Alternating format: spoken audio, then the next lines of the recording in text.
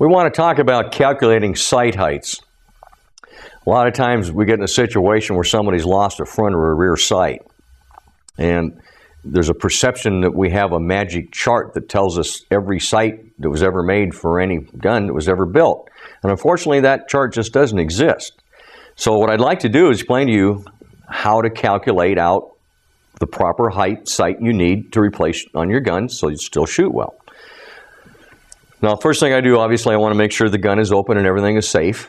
Now, the only constant that you have on any firearm, whether it's rifle, pistol, or shotgun, is the center line of the bore. It runs continual line from the front to the rear. So we want to calculate everything from that line. Now, we're missing a rear sight, so we want to calculate what height we're going to need to buy for this rear sight. So I'm going to take a measurement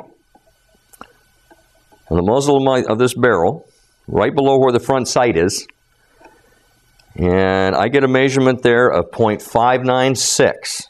Now I want to divide that by 2. And that gives me a measurement of 0.298. Now that's the dimension from the center line of the bore to the top of the barrel. Now the next measurement I want to take is going to be from the top of the barrel to the top of this sight.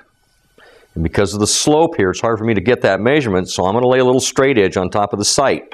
And I'll take my measurement across that straight edge. And I get a measurement there of 0.503.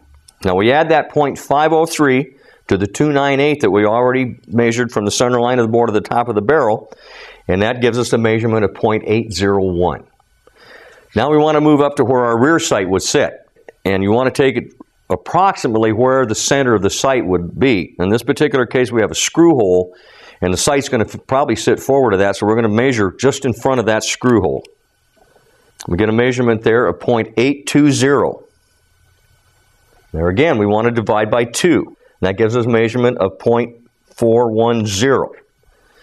Now, to establish exactly how much height we need on that sight, we will take the front dimension we had of 0.801, and we'll subtract the 0.410 from that. And that gives a dimension of 0.391. That's the dimension we need in some combination of sight with the ramp and the blade of 0.391 to give us the proper sight height. And that should get you back on the range.